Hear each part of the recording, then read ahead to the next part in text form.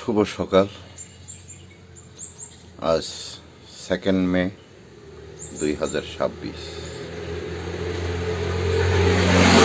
আজকে আমি আবার আমার ফেসবুক পেজে এসেছি একটা আবেদন করার জন্য, আবেদন রাখার জন্য দেশবাসীর কাছে। বন্ধুগণ, আমরা ভারতের নাগরিক, ভারত গণতন্ত্র রাষ্ট্র। ভারতবর্ষকে সুস্থ পরিচালনা করার জন্য একটা লিখিত সংবিধান রয়েছে। সারা বিশ্বে যতটি রাষ্ট্র আছে, প্রত্যেকটি রাষ্ট্রেরই একটা নিজস্ব সংবিধান আছে। ঠিক তেমনি ভারতবর্ষেরও একটা নিজস্ব সংবিধান রয়েছে। আমরা সবাই সংবিধান অথবা আইনের অধীনস্থ নাগরিক। আইনের ঊর্ধ্বে আমরা কেউ চলতে পারবো না। কোনো নাগরিক আইনের ঊর্ধ্বে নয়, আইনের অধীনস্থ নাগরিক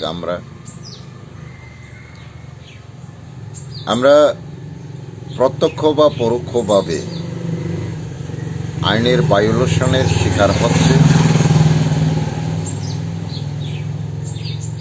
এই ভায়োলেশনের থেকে মুক্তি পেতে আমি প্রত্যেকটি ভারতবাসীর কাছে অনুরোধ রাখছি, আপনারা সবাই আইনগত সচেতন হন। আইনগত সচেতন হলেই আমরা সেই ভায়োলেশন থেকে একদিন মুক্তি পেতে পারি। আইনের বাইরে নয়, আইনের ঊর্ধ্বে নয়।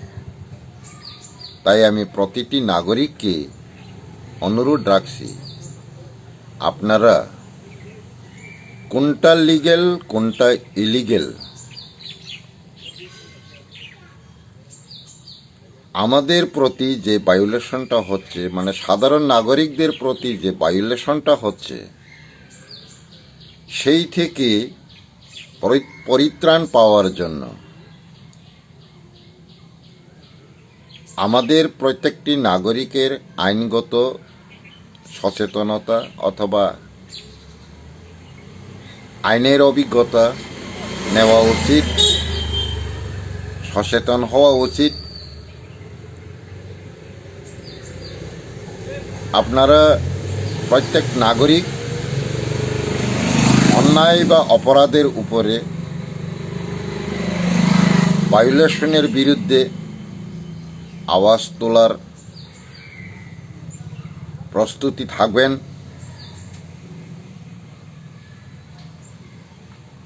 কেননা দিনের পর দিন সাধারণ জনগণ বঞ্চিতের পরিমাণ অথবা পার্সেন্টেজ দিনের পর দিন বেড়ে চলছে। তাই আমরা এই রাষ্ট্রে প্রতিটি নাগরিকদের মতোই সসম্মানে বেঁচে থাকার অধিকার পাওয়ার অধিকার, মৌলিক অধিকারগুলা পাওয়া দরকার, প্রয়োজন। সেই মৌলিক অধিকারটুকু যদি আমরা না পাই,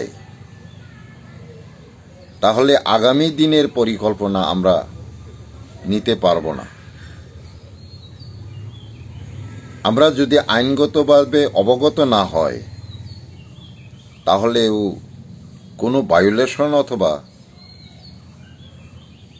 বঞ্চিত অথবা অধিকার সম্পর্কে আমাদের কিছুই বলার থাকবে না। তাই প্রতিটি নাগরিককে আমি অনুরোধ রাখছি, আপনারা সবাই আইনগত সচেতন হন। নমস্কার।